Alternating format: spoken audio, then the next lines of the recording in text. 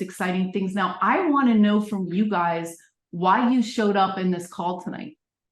So what are your questions? What are your fears? What are your expectations? What are your doubts about this experience that we're calling in for this group? We had a lot of people in the last call sharing their experiences, and that's so fun because that's one of the other things I think we're really doing as a community is we're offering you guys a space to come and share your experiences. People tell me such beautiful experiences. When I was 5, I saw the ship. When I was 7, this happened to me. Last year this happened. And it's important that we talk about this, you guys, because you're not alone. And so many people have had experiences and haven't had a safe container to talk about them. And so if you're here and you've had an experience that you haven't been able to talk to, we welcome you. And there's going to be time during Contact 250 to make friends and to do that. And in fact, tomorrow morning at 8 a.m., we have a free community call at lightnet.org/connection, where we have an experiencer come and talk for 15 minutes, and then we put everybody in a room with 2 other people. And you spend half an hour getting to know those 2 other people and making a bond and making a friendship. So this is the first of many opportunities you'll have in LightNet to connect with each other deeply. And because we're such a coherent field, you're going to be meeting people synchronistically. You're meeting the right people at the right time that are going to be a loving, guiding force for you. Sometimes you'll be helping someone else. Sometimes they'll be helping you. But that's really what we cultivate. So thank you, Altair, for being here and helping us out tonight. Now, I want to just let you guys know, we have posted the last Q&A that Altair did up on our YouTube channel at LightNet, or YouTube at our LightNet. And also, Coffee put together a page called lightnet.org/contact-tips. And this has a lot of the videos that Altair has been sharing, where he literally gives you experiences in your body, getting your emotional body ready, getting your physical body ready, getting your light body ready. So it's light, it's crisp, it's like you can feel stuff, right? We want your body to be very sensitive when we do this contact stuff. And so when you hit the reactions button on the very bottom, there's a reactions happy face. And that's where you're going to raise your hand. And that's where I'm going to call on you to ask your question about Contact 250. If you go to lightnet.org, that's where you're going to be able to look over the different schedules, how it works. We have the first weekend is going to be on Zoom, and the second weekend is going to be in Sedona and on Zoom. And we have discount codes for seniors and students. So you put in 250 decount and you're getting that discount. We also have a few scholarships left. We want this to be accessible for you guys. And we also want you to know that it's important for you to have a loving community around yourself, both within the LightNet community and in your own life. And this is why we're allowing you guys to go in with your girlfriend or your friend or your mom and buy one Zoom pass and have someone sit next to you. Don't share the Zoom out. Don't be emailing that out. But you can bring someone to be next to you, okay? So, cool. Someone is sharing their screen, and I'm not sure who it is because there's a lot of Zenkaras on this call, but it wasn't me sharing that. The ascension. It's funny because someone was saying that today as we ascend, they descend, the ETs descend, and we meet in this plane together. So I'm not sure who's sharing that, but I'm going to go ahead and stop that share real quick. And I'm going to bring on the first question here from Atira, right? Atira. Yes, Atira, not Altair, Atira. Okay, cool. We're really excited to have you joining, and go ahead and ask your question here now. So welcome, everyone. Okay, hopefully, Altair, that gave you so yesterday, Zenka, at the presentation, there was this invitation to unlearn what we have learned since birth. The tree is green. Oh, really? Why is it green? Because we learned that it's green. So that seems to have set, for me, it feels like I've been set up into this conscious state and really taken far away from the use of my subconscious, and I feel stuck. So, how do I dive deeper using my subconscious? Because I want to open the path to ET contact. I've seen ET since I was in the 5th grade. Flying saucers going towards Cincinnati, Ohio, watched them go right down, and I knew what they were. That's very important. I mean, that's where I grew up my whole life, by the way. What a cool coincidence. Anyway. Yeah. So Altair, I'm feel I'm stuck in minimal use of my subconscious. I'm a type A personality. I'm an engineer, and everything is very. How do I loosen up? Yeah, beautiful question, and love and blessings to everybody. So if you all tune into Tara's question for yourselves, because this is always a very collective dialogue, right? We're not just having this, Tara and I, we're having this all together. There is literally the opportunity here for all of us to feel into the same power. In this case, Tara's asked about the unconscious or the subconscious.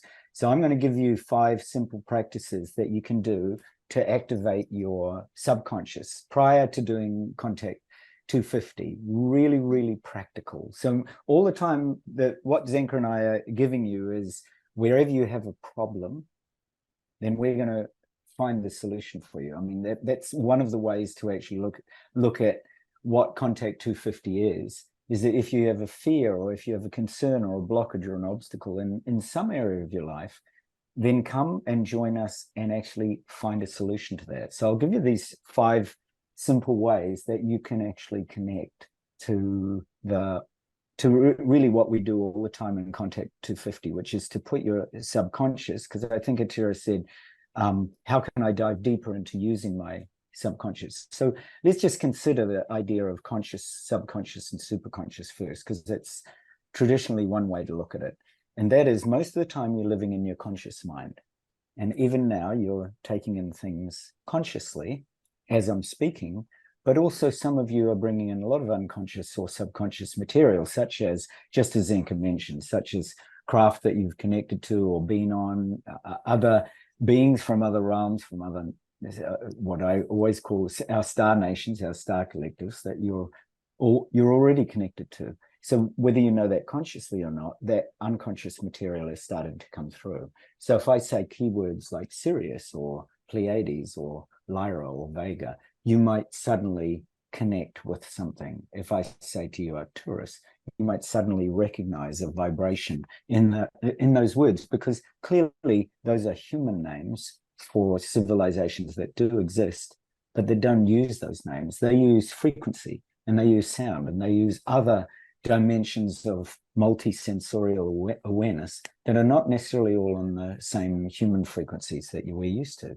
So the unconscious or subconscious is already working with you, whether or not you're aware of it or not. And the superconsciousness is when you actually start to go beyond what you consciously know. Traditionally, what happens, our consciousness is made up of a whole series of concepts. So I'll define it for you in a kind of a really simple way. You could consider your consciousness as being made up of your 5 senses. So right now, while you're listening to me, you can actually be aware of the sound, right? And you're whatever that is. So I can hear my daughter or my wife playing. So instantly that I say go to sound, you're aware of the sensation of sound. Same when I say to you, be aware in your body, the feelings in your body. So there's the second one, right? What we sense in terms of feeling. So you can be aware, oh, I've got a tension in my calves, or I've got this ache in my shoulders, or it doesn't have to be, oh, I feel open in my heart, right? Third one is your vision. So right now, you're looking at something, you're very aware. So just be aware, everybody focus on Zenka, because we got a lot of Zenkas here. But if you focus on Zenka, then instantly as a collective, we can use visual stimuli to actually connect, right? Then also we have our taste. So right now you can remember a taste of something that you've eaten today. So bring to mind a certain taste. And then also you can use the functions of smell. So you can smell something, whether your environment is odorless or not, there's a certain subtle smell, right? And then the sixth one, which is a much more intuitive sense, the sixth one is when you start to recognize what your thoughts and feelings actually are. So now you start to look into what's happening on the inner world. So if I ask you to bring up a thought of your favorite animal, everybody's going to have a different kind of a thought. It'll have a different texture. And some of you, if I mention the word lion, you might instantly have a reaction. You might even connect to ancient Egypt and Sekhmet or you might connect to some ancient version of that too. So there's all sorts of ways that the subconsciousness is starting to play into consciousness. Same with feeling. When I say love, who do you love? Bring to mind a person you love. Those feelings are really there, really already there. They're already awoken. So you're aware of all this as I'm starting to speak. So that's the sixth. The seventh one is when, if I were to break them down to the seventh form of consciousness, the seventh is your identity. With all your memories, your ideas, your concepts, your beliefs, you all have beliefs, right? Whether you think about them or not, your beliefs and patterns are actually driving you. They're driving your patterns of behavior. So they make up another aspect of your consciousness. And the eighth is what's often called in Sanskrit and Tibetan, I'm going to use the Tibetan word here, alaya, or the storehouse of all your past lives, future lives, all of this, the storehouse that you may not be aware of. And that's often what people are very curious about connecting. And then there's what lies all beyond that. So those are what I'd call the 8 forms of consciousness. So super consciousness is when you go beyond those 8 forms. So you're not in subconsciousness, which is bringing up all those memories from many different, from childhood, from past lives, from all kinds of, from past, stellar civilizations that you've been part of. And you're not tapping into the consciousness either. You're tapping into a super consciousness, which is beyond concept, beyond form. It's beyond any object. It's beyond all names. It's immeasurable. So that's the superconscious state. Okay, now the 5 practical ways that I'd advise you, Atira, and everybody else listening, and you can write them. I always advise people to write things down, otherwise you forget them, right? So the first one that you can easily do, and I'm going to give you specific contact 250 kind of connections, is that the first one is meditation. And when for simple meditation practice, I would advise that what you do is you sit down, so you can do it right now. You sit down, you feel your body, and then you feel your body expand out into the room. So now you're aware of the space in your room. And then you feel your expansion out into the space beyond your room, which is now into the earth, and then out beyond that. And just by sitting for 5 minutes every day, I recommend you do 5 minutes morning and night. Just sit for 5 minutes, expand out, and notice what you find. All right, because we're going to build on it. I'm actually helping you by almost helping you dive into what might really assist you when you come on the Contact 250 program, because we actually do really deep dives into many different aspects of this. So that's one. So very simple, 5-minute meditation, morning and night. Just simply dropping into space and noticing what happens as you go out beyond the earth into the cosmos.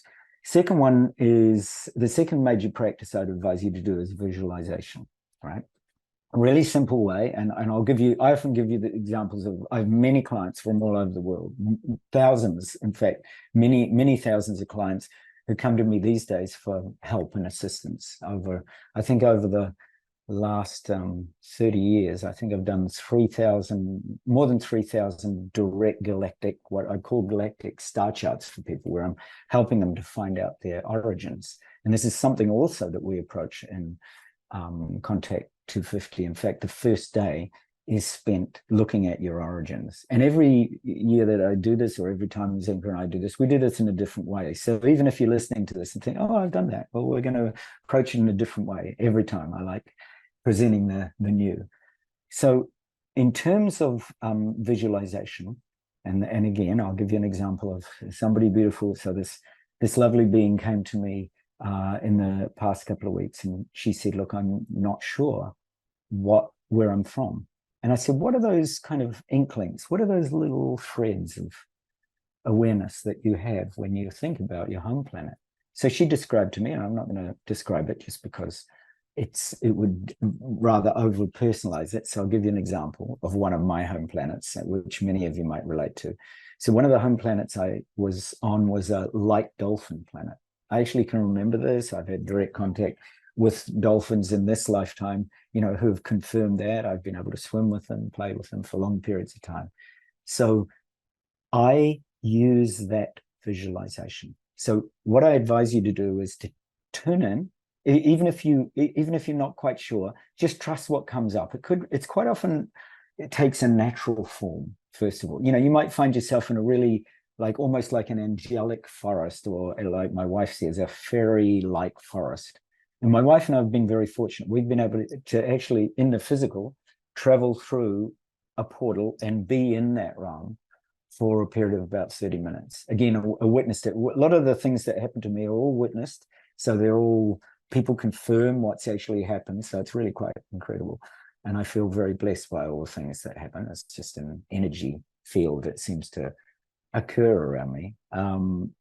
So I would take a realm like that, and I would spend, again, I'm really into the, short, strong experiences. So spend, I'd say, pick 3 times during your day, maybe, when you're going to have a cup of tea, and you just, either before or after your tea or coffee, you close your eyes and you just visualize yourself. The key is to put yourself in that world.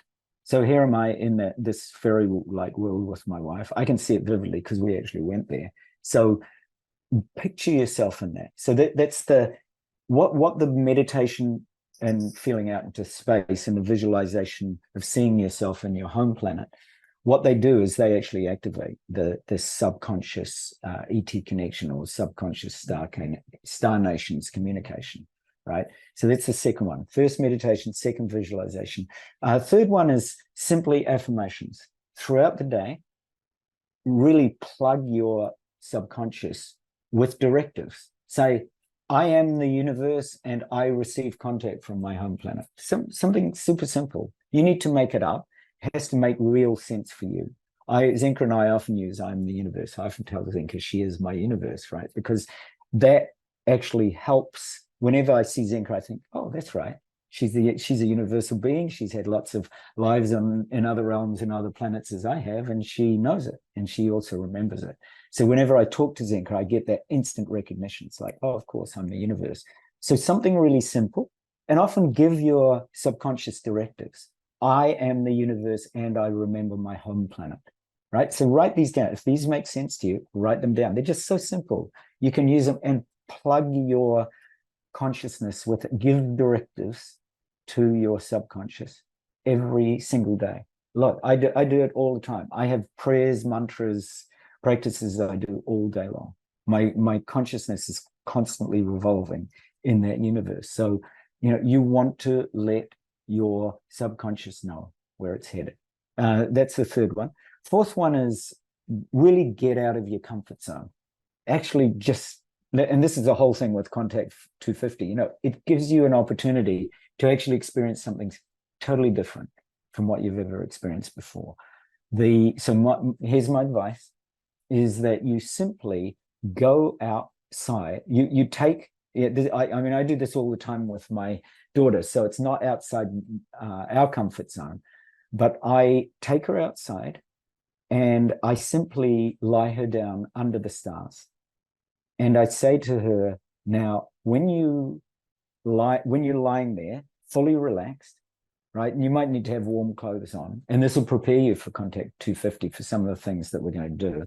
So with a very relaxed mind, while you're lying on your grass or the field or a park or on a park bench, or even if you've got a balcony and you're looking up at the sky, or if you haven't got a balcony and you can't see the sky from wherever you are, then actually you can do a visualization practice as well. But it's much better if you can do actual sky gazing, which I've done for many, many years.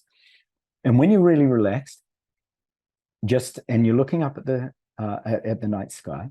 So this is just the simple practice. So you turn your gaze up to the night sky, and you just feel that night sky mingling with your eyes and your mind and your heart. And then you feel it mingling with your energy, right? That's flowing through your body. And then you feel it mingling with your body itself. And then just let the night sky meditate you. Don't try. Just simply dissolve up. Let yourself fall up. It's like falling up, waking up into the sky itself. So that's a fourth practice that I'd advise you to do. So we've got meditation, the going out into the space, the visualization of your home planet, the positive affirmations, I'm the universe and I remember my home planet, and the fourth one, to get out of your comfort zone, do something different. Actually spend some, because that practice is going to help you with some of the Contact 250 experiences, which are really wonderful, and actually build on this. And then the other one I always recommend people to do is automatic writing, right? Just simply ask a question, make an intention, and say, I want to open my path like Altair did. I want to open the way for ET contact, or I want to open the path to my home planet. Just do that. Just say the intention, close your eyes for a minute, and then just start to write anything down, anything and everything. If it's gobbledygook, if it's doodles, it might be symbols. It's like, just go for it. If you start to speak light language, just let it flow out of you. Do that every single day. And that way you actually build it. Your subconscious gets the message that, hey, I'm okay. It's okay to let out whatever is there. We're so, in our society, we're so conditioned to not expressing ourselves, right? Because people who often come to me and say, oh, I can speak light language. Is it okay if I do it? And light language is very natural for me. So it's not something that I perceive as in any way socially, unacceptable. But for a lot of people, they're quite shy when they first start to speak in other tongues or light language, or start to even speak another celestial language. It's like a celestial frequency. Quite often it comes out in very odd ways. So yeah, there's just some incredibly simple ways. Recapping: the meditation on space, the visualization of your home planet, the positive affirmation confirming that you are the universe and that you're receiving the information you want, venturing out of your comfort zone by actually lying under the night sky, and practicing automatic writing, or whatever that means. Even my daughter doesn't do automatic writing, she does automatic drawing. So does my wife, so it can be. Okay, Zenka, I'll pass back to you. Atira, I hope that was helpful and practical. Yeah, you're clapping your hands, so that means either you've received a message already, or something I said made some sense. So I'm absolutely indebted to you, because obviously your wisdom's asking that question, and it's your wisdom that I'm replying to. Very helpful. Thank you. Thank you so much for the question. And thank you so much for the response, because, you get a lot of people in the contact fields, and they just want to talk about how great they are and how special they are and what contact experience they did and what ships they were on. And they're never reaching back to teach the rest how to do it. And that's really where we want to be in your lives. We want to give you the practical tools. It's not enough to have this list. It's going to be you guys doing it again and again and again. And we call the rule of threes in LightNet. The first time you're like, wow, was that a fluke? I had a very profound experience. And the second time you go, oh, wow, can I do it again? And then the third time you know it and you can teach it to someone else. And that's the domino effect we're trying to create in the world. Because a lot of this knowledge that Altair is going to be sharing with you was gathered sitting with elders in nations like the Hopi nation and the Amazonian cultures and all these different temples around the world. And a lot of in the US, a lot of this stuff is hidden in Masonic temples or mystery schools, or I'm going to keep this information for myself because it's so amazing. Not anymore. This is our birthright to know this, and you can't know it until you experience it. So I'm really excited to hear from you guys about your experiences, because then you all become an expert. You guys are going to become experiencers with expertise on your body, on how to help other people be relaxed, how to, you know, because we watch it every time, you know, someone's like, I can't automatic, right? I can't do light language. And pretty soon you put someone in a position that they can try in a loving and open environment, and they're speaking light language and releasing all this information. You guys are going to get access to all the information you have waiting for you when you're ready. ETs don't give you information if you can't handle it. So we're going to help you get ready to know more things. This is a massive knowledge transfer. And it's important for you guys because it's going to apply to everything in your life, right? How you do one thing is how you do everything. And when you're connected and you feel supported in this realm and the next, you're going to feel really good, and you're going to be a leader in our best future. I invite you guys to use the reaction button at the bottom to ask your question. What questions do you have? What fears do you have? What confusion do you have? And, you know, we definitely want to hear from you, because your question is probably a question that someone else had. And we have a question, Altair, from Jessica, who, okay, so Susan, you're next. I'm going to read this one out. So this was kind of interesting. She said, curious about the dynamics of Asburgers with the ease of contact. So Asburgers is like, you know, autism, where someone has less emotion and less, you know, human constructs that we stumble on. So just seem to stay in the contact. No fear, not even the first experience at 60 feet. No need to meditate to practice CE5. Just look up and project anybody there. So this question gets a little bit confusing, but I can tell you one thing before we get the reaction from Altair, is that, you know, we've been doing spoon bending for many years, and we're going to do one tomorrow at 10. And there was a lot of different techniques, like, oh, you need to meditate. Oh, you need to do this. Oh, you need to do that. And I think it's more of what she's saying. It's like getting out of your fear, but truly, not lying about it, truly, and then just saying, I want to have this experience. I'm ready for this experience. Show me my next step. I'm there. And then people bend the spoon. So it's just stepping into it, you know, and being held. Because when you have a community of people that are holding you, it's a lot easier, right? But anyway, Altair, what do you think about Asperger's? What do you think about the fear that they may not have, and why they might be better at it? Contact. Yeah, good, very good question. Now, one of my family members has Asperger's, so I'm very actually directly familiar with this. And Asperger's is itself, or what's, you know, again, it's a label. It's one of the autism spectrum disorders. Now, there are lots of things associated with Asperger's syndrome that I'm not going to go into, but I would like to say that it often Asperger's beings feel there's a sense of otherness. There's the fearlessness, and there's also the otherness. Now, the otherness feeling helps people who have again, I don't like the label particularly myself, but so I'm going to call it boundless. People who have the boundless syndrome, actually, who have that kind of boundless connection, they already feel a little bit different because people treat them differently. And because of that difference, there is a sense of otherness. And because of that otherness, there is a sense of really deep interconnectedness with everything that is other. So that's the first thing about Asperger's or boundlessness. And that certainly the family member of mine who has Asperger's, we often used to have the most incredible talks about spaciousness and about going beyond. And for this particular person, it was incredibly natural.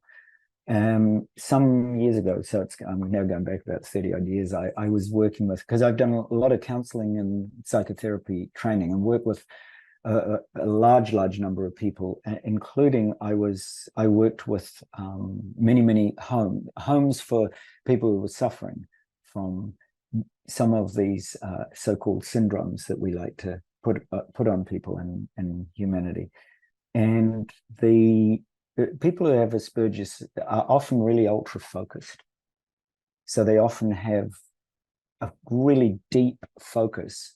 So if I take this family member as on a particularly obscure topic. Now, it just so happened that this happened to be space in this case with this person. So that ultra focus also allows my boundless friends to go straight into that, not only the otherness, but also to do it with a real deep sense of ultra focus. So for them, it's incredibly natural.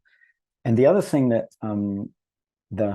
that Aspergers or boundless beings have is there is a really deep intensification of the sensorial awareness itself. So I noticed that, for example, this particular member of my family was very ultra attuned to lights. They used to get a lot of strong light effects, but they were also really highly attuned to other, smells, textures, noises, all of that kind. So that very high intensified sensorial awareness enables these wonderfully boundless beings to actually go beyond what we have, which is a much more it's not a lesser sense, but it's just that we're often dealing with thought processes that often occupy us much more than than this ultra high intense sensorial awareness does. So there's a different felt experience too. So most of those things I'm just describing from experience, from having experienced that with a family member. So I hope that helps. I certainly don't claim to be an expert on Asperger's or autism, but having had direct experience and knowing the beautiful hearts that our boundless friends on this planet have, I think that it's that really deep open-heartedness that's so profound, and I absolutely love. So that would, if that's helpful, that might answer some of what you're saying. Beautiful. What you're asking about. Beautiful. So we have a bunch of questions about light language, the Hopi connection, epilepsy, but I'm first going to take the three people that have their hands raised. And just remember, you guys, the reactions button is at the bottom with the happy face.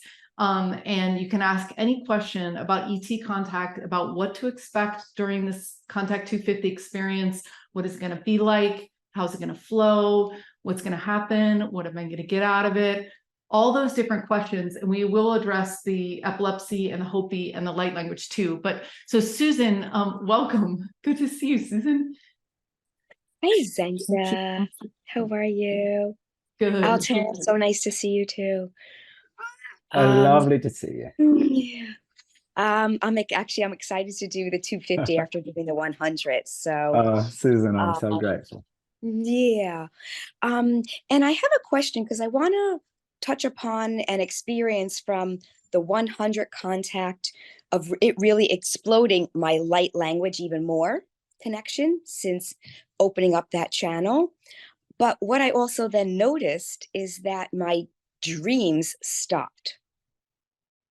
So is there a connection there?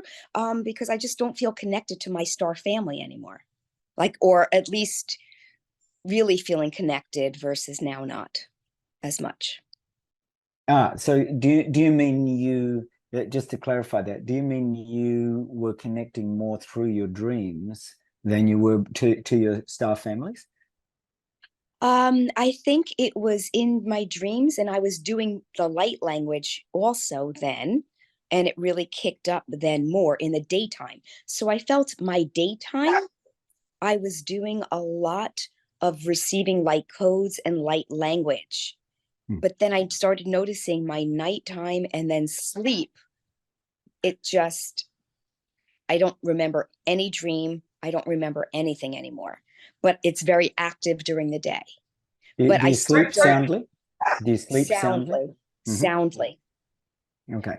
And So- sorry, so- sorry to interrupt real quick. Altair, Regina is asking what is light language. So when you talk about this, let's incorporate that in the beginning. So Okay, we sure. keep that on. Yeah, got it. So, okay, first of all, to light language, to those of you that don't know exactly what light language is, light language is your soul's language. So in simple terms, what Susan's done is she's tapped into her soul language, to that unique frequency of energy that we call light language. Now, so if you consider light, so you consider the light as a frequency, right? And light also brings information. So light language then becomes a channel through which you are channeling a particular frequency from the subtle realities of the universe into physical reality. So if that helps explain light language, because what it means is that, Susan, so what you're doing is you are actually making a direct communication connection with your source, with spirit. And in order to do that, sometimes, so this is, I'm going to speak to your dreams and the explosion of light language and to your star family. So what I heard you, as soon as you started speaking, I heard your star family saying, yeah, tell Susan it's absolutely fine. There's a season for everything. And this has been your season for light language. And in order to actually boost the light language frequency in the way that it's come through, is that you're actually, your soul has chosen to actually work with that frequency. It doesn't mean that your connection with the star families is gone at all. They're actually supporting you. So that's the first thing.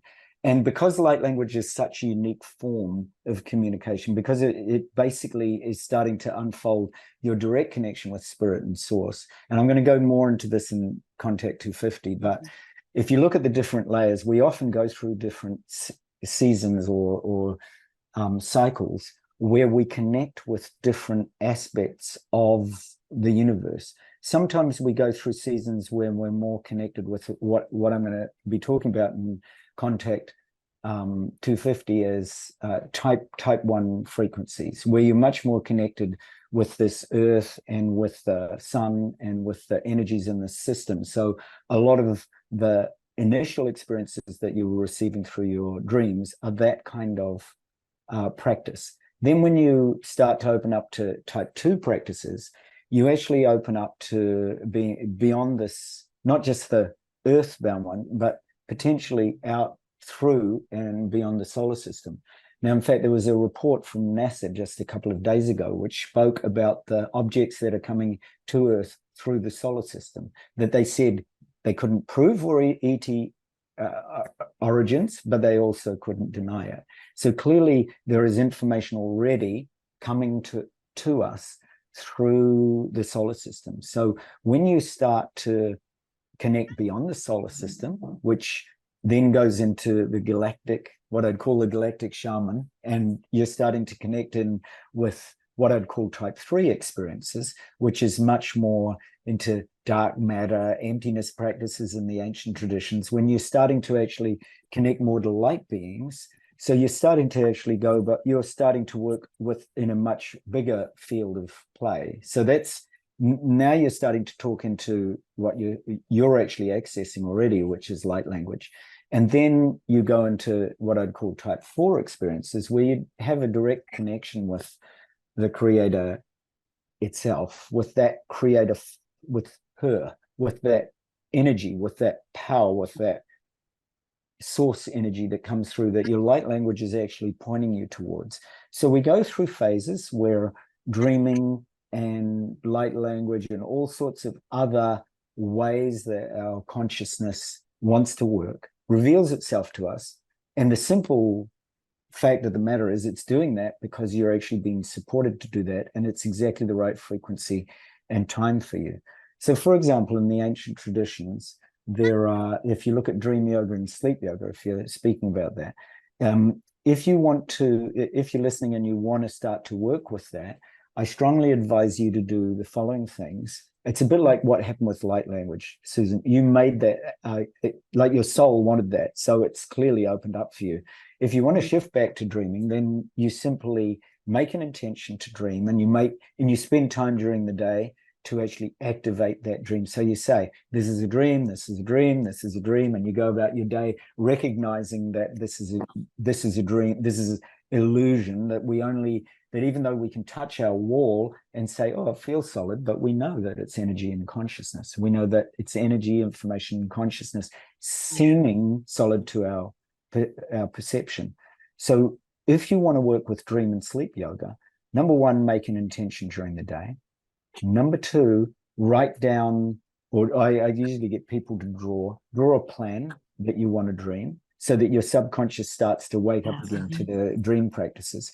And then when you go to sleep, as you start to go to sleep, I always advise people to do a simple breathing practice, like inhaling for a count of 4. And as you exhale, make a slightly longer exhalation for about a count of 6 as you go to sleep.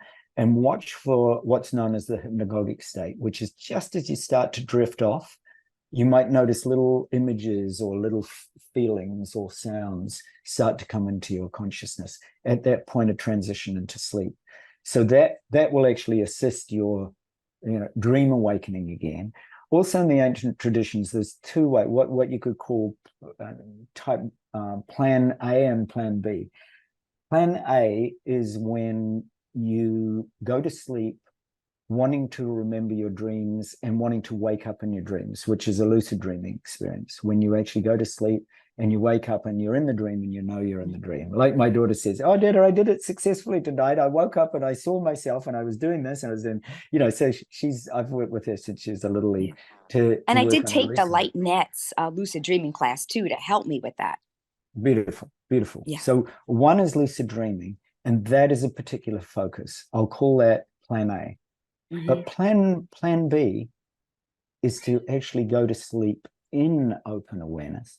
So as you're going to sleep, you don't make an intention to lucid dream at all.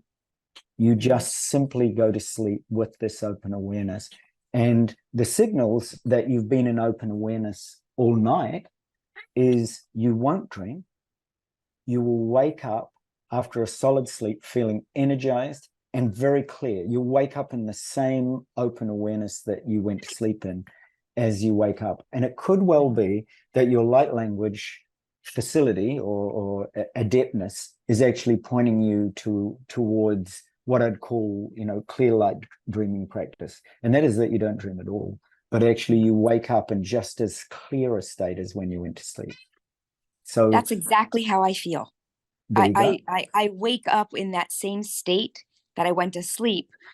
But, after hearing so much that, people speak of about their sleeping induced states in the dreaming, I just wanted to just validate that, is there something I'm missing, or, No. Is it just a separate journey that I'm on at this time? And yeah, it's a very, very special journey you're on right now. So definitely work in a really beautiful and deeply grateful way for the opportunity to be in that kind of awareness as you're going to sleep and as you wake up, and bring just a little fraction more attention to it as you go to sleep. Just very softly and gently notice, oh, it feels so clear. And then when you wake up, notice what that first awakening is, and you go, oh, it feels so clear. And then you'll know, if you haven't had any dreams, that you've been in that very clear state all night. So that's wonderful. No, I support you fully, and that's fantastic. Yeah. So Altair, then would you be able to identify what light language I'm connecting with? Sure. Well, tell me a little bit about do you want to, can you speak for us? Can you do this? Let's see. I can try. It's so funny because when I jumped into one of the remote viewing classes and just started doing light language there.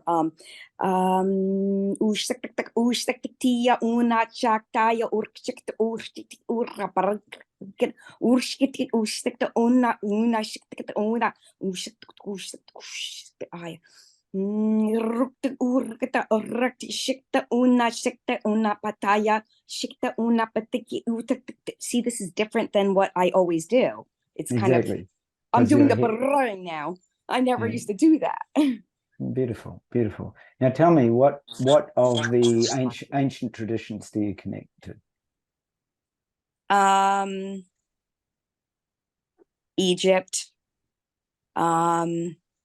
I connect to Middle Eastern. Native American, those three. I'd connect to four. I'd connect to, from hearing all the beautiful language that you shared, I'd connect to ancient Egypt.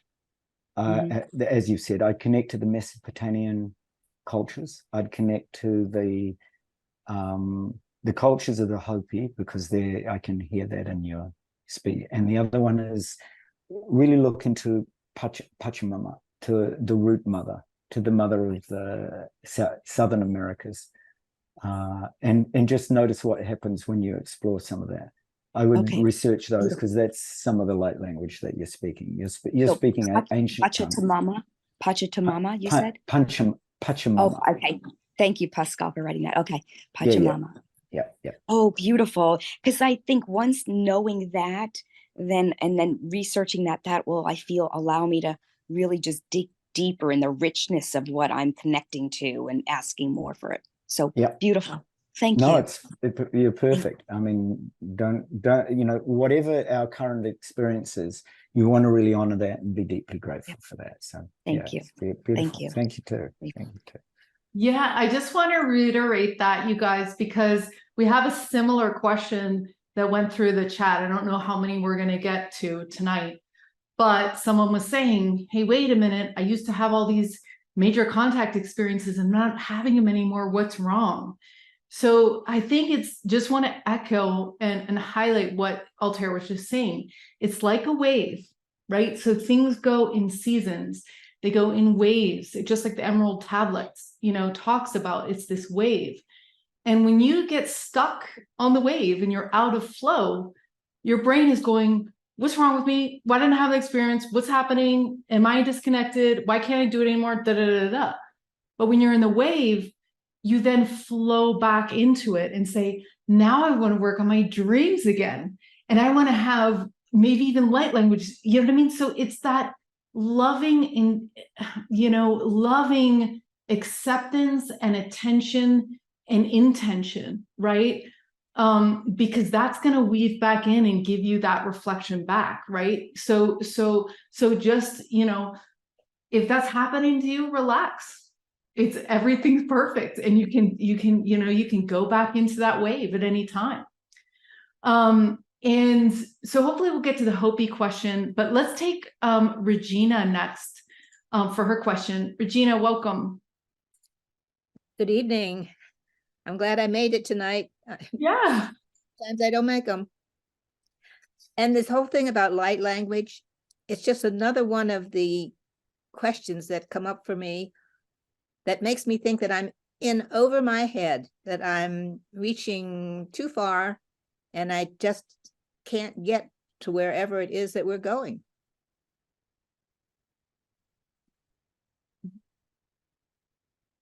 That's very natural. Go on, Zinke, answer. That doesn't sound like a question. It sounds to me like a wisdom, Regina. Yeah. And that is sometimes when you feel like there's overwhelm, sometimes you just need to pause and say, it's okay. It really doesn't matter. In the biggest scheme of things, like none of us needs to speak light language. Those of us that do speak light language will do so because it's just a naturally evolving thing. Your one, Regina, what is the skill or wisdom that you feel most attuned to, that you find most easeful and effortless? Skill, you're saying, or what sort of practice or for example, does prayer come naturally to you? Are you a more contemplative person? Are you a more meditative person? What comes very easily when you connect to different opportunities? I have dabbled in so many traditions and practices, and based on my track record, I would say I don't have the discipline to stick with any one thing. So that's what it's pointing to, right? And now, if you were, out of all the things that you've dabbled with, because you've mentioned both dabbling and discipline, so they go together, right? When often the dabbling is, like Susan was pointing out with the light language, like Susan was pointing to with the light language, is that she obviously has a facility that's opened up for her. And so she's decided to focus on that, and her soul is saying that. So what does your soul say about all the things you've dabbled in? And let's not point to discipline at the moment. What would you feel really like luscious, delicious, kind of excited about? Were you to just go a little deeper in just one thing? Well, my spiritual journey started when I right out of high school, went into the convent and thought I was going to be a nun. And then they sent me home. They said, we don't want you here. And from then after my divorce, I've broken all the rules. I just went on a wild rebellion. And so now I think I'm coming back into some kind of balance with life. Fantastic. You look wild and rebellious. Plus, you also look like you've got the heart of a nun. So if you were to go to that convent experience, is there a particular saint or for example, I was brought up by a Carmelite Mother Superior. Is there a particular saint that really touches your heart? Oh, Francis. Saint There we Francis. go. Yeah. So that's easy, right? Make me a channel of your peace. Where there is hatred, let me bring your love. I would start every day and finish every day by singing or chanting or praying St. Francis's prayer, and then go deeply and do a little bit of research. Don't dabble any longer. Do a little bit of research into the heart of St. Francis, and then make the heart of St. Francis your own. And that way, then, when I was a little boy, I loved St. Therese of Lisieux. I'll even get tears in my eyes talking about it, because I absolutely loved St. Therese. No idea why. I just thought I was going to marry her when I was a 6-year-old. So I just studied the lives of the saints, and I always remember going to my parish priest at the age of 13 and saying, look, why don't we teach about the lives of the saints and their mystical practices? And he said, oh, that's not for ordinary human beings. And that really gave me, I thought, right, I'm going to go and study about that then. If you're so convinced it's not for ordinary human beings. So I would say really look deeply into the lives of St. Francis and St. Clare. And then, brother, sun, sister, moon. Really look into those practices.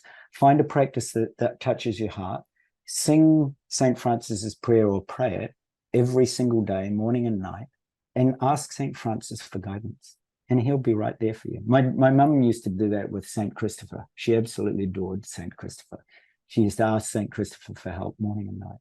So you've already got your guidance. You've already got the thing that's not going to overwhelm you. You've got the heart of why you went to that convent all those years ago. You've got that. I've spent, not recently, but I was back and forth to India a few times. And when I'm looking for something to do that's comforting, is I lean back on my Hindu practices and Hindu connections. And what's the Hindu practice you most feel aligned with if you were not to dabble? Oh, wow. Oh, I have to stop dabbling, huh? Yeah, that's all. Like, all I'm saying is the real truth of our creation is that it's incredibly simple, right? The stars shine, the wind blows. Be the stars, be the wind. There's nothing you need to do. You just simply have got to find just one thing. You've already told me about St. Francis. And now if you go into your Hindu practices, you might find that it could be a Hindu practice to do with Lakshmi or Krishna.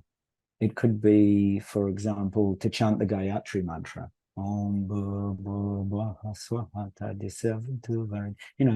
Those practices are so incredibly simple. I chanted the Gayatri mantra and St. Francis' prayer for about 40 years. I do them every day. So you just pick one thing. Don't dabble. Practice it, practice it, practice it. Let your heart unfold, and then go and do what St. Francis and St. Clare did. Go and give your beautiful heart to children or to people that need your care. Don't hold back from serving our world any longer, because that's what you're here to do. When I feel into whatever's real for me, it's very real that I am this universe. Exactly. And it doesn't feel limiting. It doesn't feel earthly. It feels, I feel like this whole thing. So that is the practice. There's your practice now. Make that the practice you do with St. Francis's prayer. So you do St. Francis' prayer. You sit in your Hindu tradition, however you do that, with a prayer or a mantra or a Vedic ritual, and then simply feel into being the whole universe for at least 5 minutes. 5 minutes in the morning, 5 minutes before you go to sleep. And that will simply start to turn your dabbling into discipline. Do it every single, don't miss a day. I made a bet with my dad when I was 13 that I would continue this every day till I was 90. He won't be around to collect the dollar that he bet, but I've continued doing it. I've never missed a day. And so, use the power of discipline. Is a really, all the great saints, that you've mentioned, and all the great Hindu masters and all the great masters of any tradition did have discipline. They kept to one thing. And you've got that same mastery. There is no difference between your consciousness and the master's consciousness. At the moment, the only thing that's preventing you from actually seeing into the universe at every moment is just simply that little discipline. Because you've mentioned it. It's your own wisdom that's pointing back at you. You're dabbling in your discipline. Yeah, so be simple. Stop dabbling. Choose just one thing. And then make that thing a disciplined practice every day. And it will open your heart to the incredible mastery that your soul's already presenting it to. Thank you for your guidance. And I have one question. Is light language always something spoken? No, it doesn't necessarily be in words. When my daughter speaks light language, she actually often makes sounds like music. So we've both noticed that at different times also tones will come out, which are a different form of light language. Actually frequencies, sometimes animal sounds, sometimes it can be any sort of version of things. So trust, if you're praying or chanting and suddenly some different, not words, but sounds come out of your body, that's light language. So it is sounds, and that was correct. Okay. Correct. Yeah. Whether yeah. it was just gestures or whether it was something. No. Sometimes it's accompanied by mudras and gestures. That's what I mean. It's very personal, so that you can't do it wrong. Altair, thank you for your generous heart. It's only reflecting back what yours is, right? A generous heart can only see a generous heart. You can't possibly see my generous heart if yours is not generous. I'm just a simple reflection of your generous heart. Oh my goodness. So beautiful. So we have a couple questions, Altair, from the chat, which I'm going to walk through now. We did have 2 questions about the astrological chart. So one of them was phrased pretty interestingly. So which astrological chart do we use for Contact 250? Because Altair mentioned a galactic star chart. Is this Western? Is it Vedic? Is there a galactic star chart? So remember, you guys, we're going to be doing this on the first night. We're going to show you tools. And why don't you talk a little bit about those right now, Altair? I will. Hang on, was it Susan that was asking me about Egyptian? Was it Susan? Yeah. Susan, did you ask me? Susan, for some reason, just a message came through for you. Yes. 18th dynasty, Nefertiti. Nefertiti? Yeah. If you just find that was I don't know why your home planet sent me that message for you. Yeah. Nefertiti. You'll find it if you look for her. Yeah. Beautiful. She was can't remember, maybe the 11th. I'm going to be tossing information here that might not be good. 11th pharaoh of the 18th dynasty, something like that. Anyway, my historical facts might be quite inaccurate. Yeah. Wonderful. No, my pleasure. Okay, the Vedic charts. Yeah, so Vedic versus Western. All right, when you thank you, whoever put that up. That's was that you, Zinka? Yeah. Thank you. Yeah. Yeah, that's who came through for Susan. So Susan, go deep into that. That's a real little gem of wisdom for you. For some reason, not my information. It's your home planets anyway. Now, the charts, when you look at what we look at in the galaxy, has anybody got have you got a chart? Shall I put one up, Zenka, just to do it I can do it super quick. I'll do it super quick for you. Who asked that question? We had a couple people asking that question. Okay. I'll do it. No, I'm going to show you very quickly. I'll ask it, and then we had someone else as well. And this tool is confusing, which is why we're going to walk everybody through it on the first night. Yeah. This is going to help you set your intentions, your vibration, your connection, because everyone's going to be unique, right? We're going to give you a lot of different tools. We actually have thousands of dollars worth of technology and tools that we're going to be talking about. Not that you need it for contact, but that we're going to be using when we do the Skywatch and everything else. Some are brainwave entrainment devices, some are radar detectors, some are different things, right? But one of the things we're going to be talking about is, what apps do you need for your cell phone to know whether you're seeing a satellite or UFO? What apps, and one of the things we mentioned in the last Q&A, which you can get on the YouTube, is that you want to start to get familiar with the sky. I mean, it's absolutely wild that in this day and age we don't even know where to find stuff, right? But those are going to be bringing you specific messages as we go through each night, and we're going to spend 3 hours in meditations and techniques using sounds, smells, images, all sorts of things. These are Hopi techniques, Vedic techniques, Tibetan techniques. And then the final hour of each of the evenings is, except for the first one where we do tools, is going to be out under the sky, where you're going to be calling in craft and doing that work. So anyway, so yeah, Altair's going to explain a little bit how you're going to start to sense, where's my home planet? Who do I want to connect to? This is a permission universe. So you want to know where you're setting your sights. Who are you giving permission to contact? Brilliant. Can you see that okay?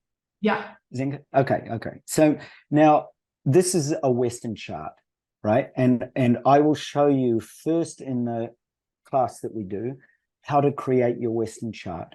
And this time when I do it, I'm going to make it super simple. In my case here, I've just put 2 planets just to show two planets, 2 systems, Sirius and Maya, which is of course Pleiades. So, and that's my daughter's name. We named her after the Pleiadian connection.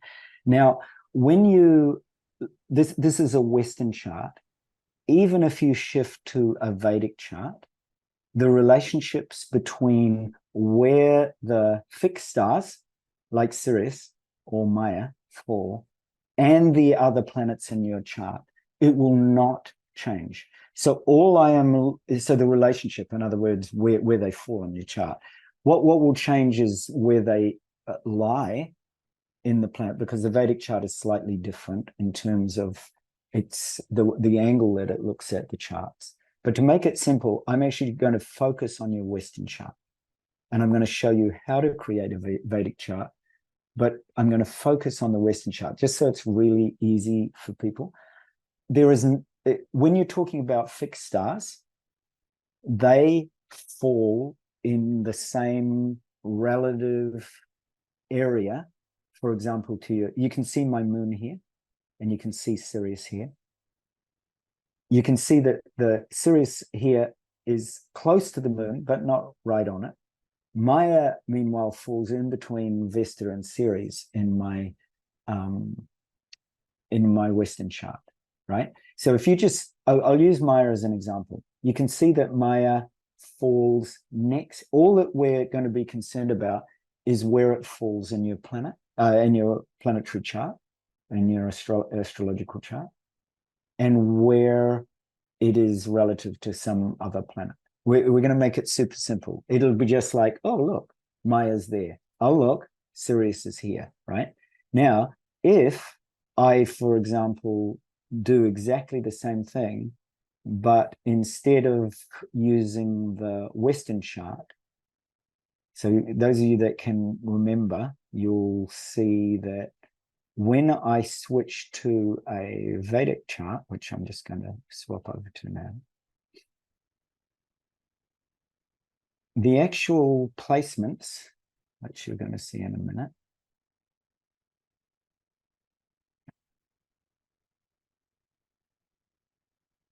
so I'm just focusing on Maya because on my daughter. So you can see here, Maya is still between Vesta and Ceres is still here, right? Even though this is as it says, a sidereal or a Vedic chart.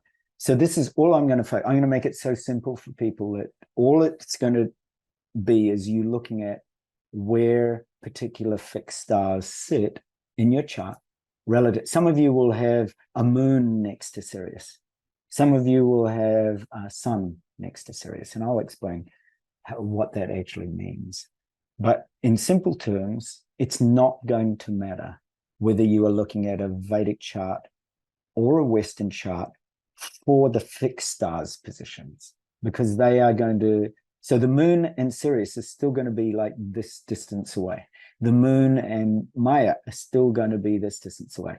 Maya sitting between Ceres and Vesta is still going to be that way, no matter whether you use a Vedic or a Western chart. So I'm going to make it that simple for you. It's just going to be like, construct your Western chart. Let's look. What have you got there? You've got the sun right with Sirius. In that case, in a traditional ancient Egyptian temple, or in a you would have a really strong connection to that kind of priestess wisdom, which is the knowing of Sirius and how all the rituals were done, often connected with Hathor or Thoth. There was, the master of magic. That you have a lot of connections when you have a sun right in the same place as Sirius, which I don't have. Right, so I'm going to be doing things as simple as that. I'm just going to walk through a Western chart, and I'm going to explain to people this is going to be the same positioning relative in a Vedic chart. So we'll just stick with the Western chart, and then I'll spend a little time at the end showing you that exactly the same connections exist for the Vedic chart. Yeah. Hopefully that answers it. So if you're used to your traditional Western chart format, which most people are, we will simply do that. We'll simply look at where the Pleiades is in your Western chart, where Sirius is in your Western chart, where Arcturus is in your Western chart. So I'm going to go around and I'm going to pinpoint them, and I'm going to say, hey, if you've got it here, if you've got it there, if you've got it there, if you've got it there, I'll just do a very simple, easy explanation at the beginning. And then I'll do Q&A, and people will learn from each other's charts how to do it, how to see the significance. Yeah, and what's really cool is in the contact 100, and what will happen in contact 250 is you'll start to find the other Palladians. You'll start to find the other Syrians. You'll start to find the other Andromedans. So it's very cool to get that sort of started, those connections started. And, there's a lot of us that are mutts as well, just like in this physical world, you might have some, Italian in you, and you might have some Spanish in you. And like that can happen with your star seed family. You may have had other experiences on different planets, right? So yeah.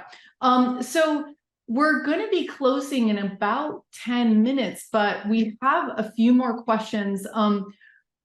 Actually, Adam has a question, and then we have a question about the Hopi as well. So Adam, what's your question? Welcome. Hi, Altair. Yeah, I wanted to talk with you. Zenkin and I had the occasion to go to a local elder's birthday party, and very wise spiritual being. And one of the things that he said to us that really stood out for him in his life was witnessing, being aware that you're in the moment that you're witnessing a miracle, that a miracle is happening. So when a miracle is happening, being aware that the miracle is happening. And so I realized during contact, we're experiencing a miracle. And it's really easy to explain it away. That didn't happen, or I was I had something in my eyes, whatever that might be. And so maybe you could talk with us just a little bit about the thought forms, the type of faith, the type of belief system that we want to begin to cultivate, so that when we experience the miracle of contact, we actually are there, present in that moment. Interesting. Beautiful, beautiful question.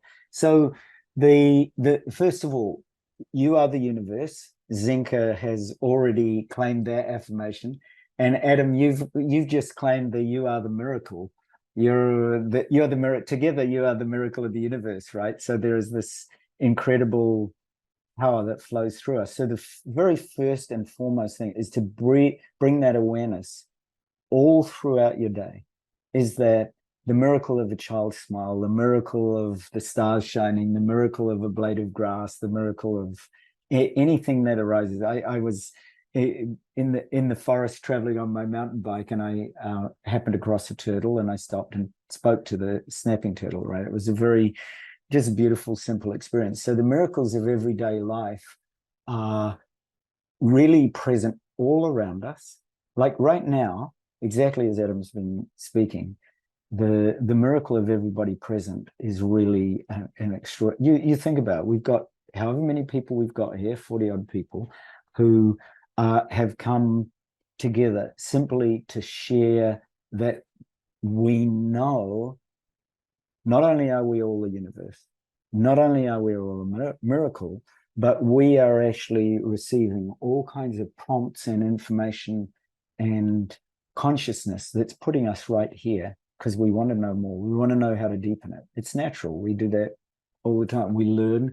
We start to get a prompt to say, turn up to this contact 250. What is it? Oh, I want to learn more. I want to know how to actually ground this, or I want to know how to open my heart, or I want to know how to be open to the miracle of what's present. So if you practice that every moment, in other words, every single moment, even this moment now, is an opportunity to be open to the miracle of contact, just as Adam was saying, that incredible power and opportunity that right this moment, you don't have to be under a night sky. You right now, if you actually start to rest a bit and get out of your conceptual mind and all its busyness, right now, as things start to settle and you let the body settle, you let the physical body relax. And you just sort of, first of all, go through the physical body and you feel, okay, I've got a little tension here. And so you're just making friends with the physical body. You're making friends and being really grateful for the precious human body and why it's here, for the miracle, just as Adam was saying, for the miracle of this moment in this human body. Then you go into you start to open your heart and you feel into the subtle energies of your heart and how beautiful your heart is, how your heart, if you look at Zenka and Adam together, I mean, they're radiating love, right? So they are, right this moment, they're the miracle of love for all of us. They're not separate from us. We see them, we see their smiles, we see their beauty, we start to unfold the miracle of love for ourselves because we think, oh, I'm actually perceiving love through human form, but I'm receiving information on a very subtle energy level. So we start to open up to that emotion ourselves and we notice where it lives in our body. So we start to open to the miracle of the subtle energy body. So these are really simple steps. They're steps I keep going through in contact as well. And then we start to open up to the wisdom body. So right at the moment, Adam and Zenka are not just energy beings where we're present to their actual the energy of emotions, but they're also light beings. They already know that they're from other realms. They already have access to other civilizations, other star systems, other pure realms, other boundarylessness dimensions. And so they're starting to tune into that. And again, they become that for us. So we start to open to the miracle of that, the miracle of the wisdom or the light body in us that actually allows us to be totally present for the miracle of contact. Because just as that beautiful elder had said to you, you want to be really present and turn up and be right there when the miracle, so that you don't kind of go, well, was it, or hang on, what should I be doing? It's not like that. you're actually present and open to every moment, like a cracked breath of dawn. It's like literally, it's like you're waking up and suddenly it's like there's a light in your room that you've never experienced before, and it's right there. And it cracks your heart open, it cracks your mind open. And that moment of the what I'd call the gap, it's like you literally drop into that gap. I would talk about those miracle moments a little bit like this, that if you become aware, you can do this right now because a light appeared in my room, so it's obviously confirming it'd like to do this. So if you can do it eyes open or eyes closed, but in a very relaxed way. If you just close your eyes and start to breathe, take a deep breath in, feeling exactly as Adam and Zenka pointed out, that you're the universe and that you're the miracle, and that the miracle is as simple as being here and being open to what is present. And there's no agenda. You're just going to do this for a very short time. And first of all, just pick a thought of a miracle that's happened in your life, just a really simple one, like the miracle of a child's smile, or the miracle of contact when you've connected to it, or the miracle of somebody special that you really love. And just follow that miracle moment all the way through until it dissolves. And as it dissolves, just rest in that gap, that miracle gap between all thoughts, and just open the door of miracles and fall through. Just fall through into the miracle of space itself. And just stay as long as you can. Don't have to try. You're just simply minding the gap. You're minding that miracle moment.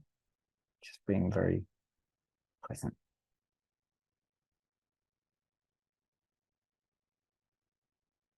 And you can open your eyes in that childlike way.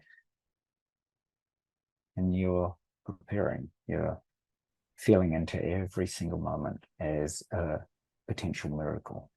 And that way, then when you have that contact, whether it's through frequencies, sound, songs, whether it's a craft that comes, whether it's an actual interdimensional being that contacts you, whether it's some kind of message, whether it's the increasing of a frequency, like Susan's light language, whether it's any one of a number of things, whether it's an animal speaking to you or stopping you in the path, you're actually open and aware and present. Yeah. Does that Thanks, bro. help? Oh, beautiful. What a beautiful, beautiful, beautiful question. Yeah, thank you so much. We were getting ready for Contact 250 the other day because the second weekend we're going to be on site, and we went to Schnebly Hill.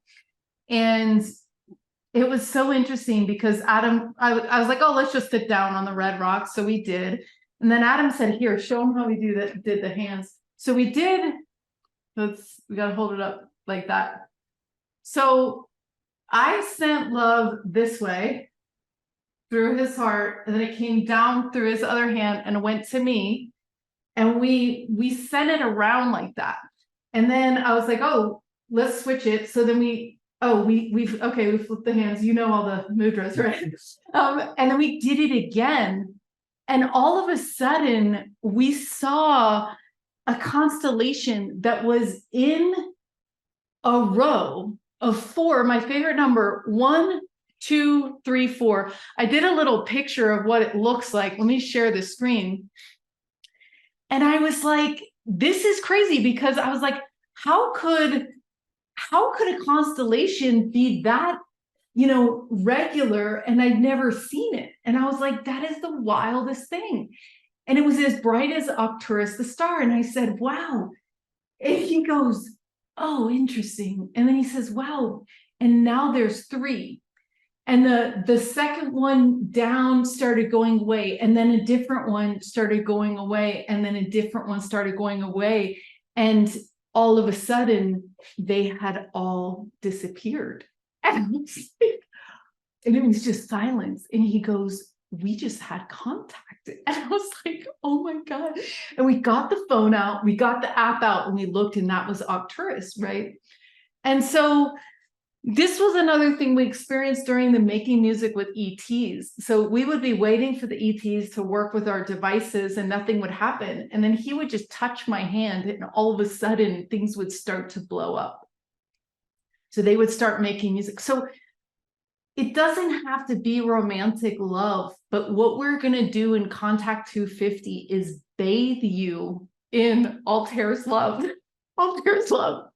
Because Altair is one of the most high vibrational, loving humans on the planet. If you haven't realized that yet, you will. And that environment invites you to relax and explore and be free and be open, right? And that's what it is. And we're going to express a lot of love for each other. So if you're loving, we want you to come because that is the field of connection. We have incredible musicians that are going to be coming that are also going to open our hearts to that, right? So this is going to be really exciting. Tomorrow morning, I want to also remind you that we're going to be having our every third Saturday of the month, we come together and we put everybody in great breakout groups and we talk about our contact experiences. So it's just a chance for you to share what you've experienced. And, your question talked about the ego and like denying the experiences you've had or whatever is going on with that, right? And when I studied the Bio-Cybernaut Institute, they said that doubt, drowsiness, distractibility, worry, aversion, ill will, boredom, and forgetfulness is your ego going, I can't handle this. I don't want to admit that there is much more to this reality. It's too confusing to my mind, to my ego, right? Because as Adam always says, your ego dies and your soul lives on forever. So there's this confusion that happens between the two elements, right? So when you get tired or something like that, it's like your ego can't really accept the miracle that this is because it's confusing. And it's not in control of it. And it's not in control of it, right? So that's like love. You're not in control. It's very scary for me. So it's like, so this is really exciting. And when you see someone yawn, it's also because they're integrating information into their brain. So anyway, this is going to be a massive expansion. And it's such a loving space. And we look forward to seeing you on Thursday for the kickoff. If you have any questions, team@lightnet.org, just shoot your questions over. And thank you, Altair. We look forward to having you here in the vortexes. Altair is going to be traveling here. A lot of you guys are traveling to Sedona for the second weekend.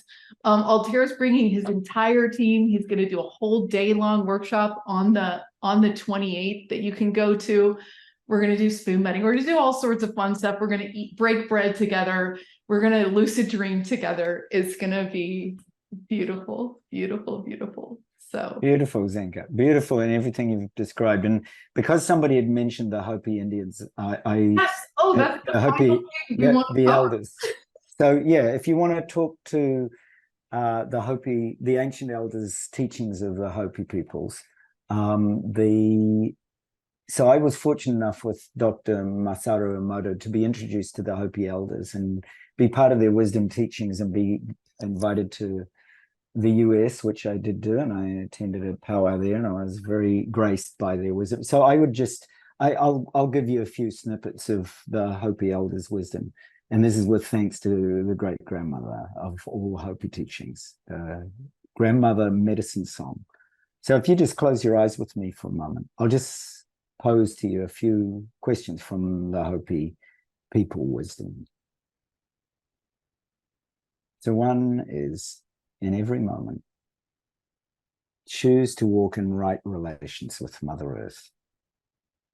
And just notice what that means for you. What's a little thing? What's a little act of kindness you could do today that would put you into that deeper relationship with Mother Earth? Maybe tending a part of your garden that you've forgotten about, or maybe going for a walk in the park, or maybe picking up some rubbish that somebody's left around. Right, so just consider an act of kindness. So I'll just do 3 practices. So one is that. Choose to walk in right relations with Mother Earth. Just notice what comes up for you.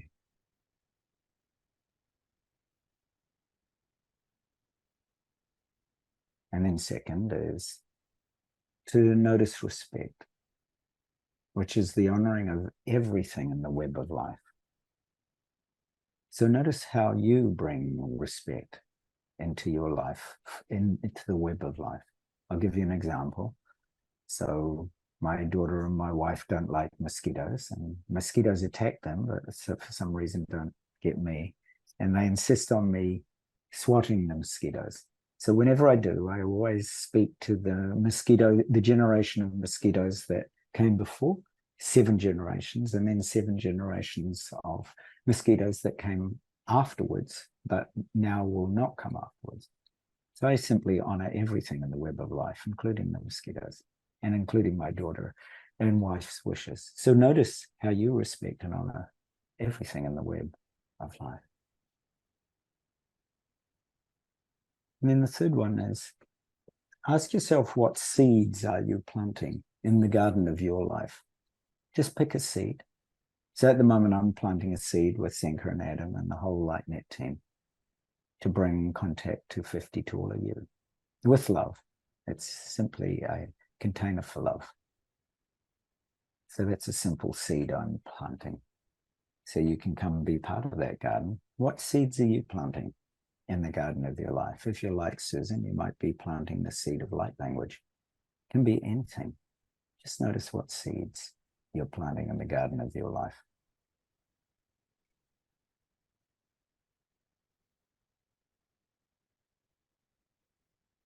And then as you open your eyes, really sacredly listen to the whispers of the wind. Just listen. What's the wind saying to you? And remember your sacred place in this web of life. Your place is truly honored. Everything that you do is deeply honored in this web of life. We're all interconnected. Everything that everybody shared today is something that we can honor for each and every one of us as if it's our own. So you want to truly feel into listening to the whispers on the wind every day as you go about, listening to the whispers of miracles, just as Adam was saying, listening to the whispers of the universe, as Zenka was saying. So thank you all, and love and blessings. And I hope that has been a lovely little journey. Thank you for your time, your patience. I apologize if I didn't get to your question. And Zenka, Adam, and all everybody here, deep, deep, deep gratitude for your incredible presence and your limitless and pristine love. Thank you so much. Blessings to your family. Have a great weekend, you guys. Thanks for being here tonight. Blessings and thank you.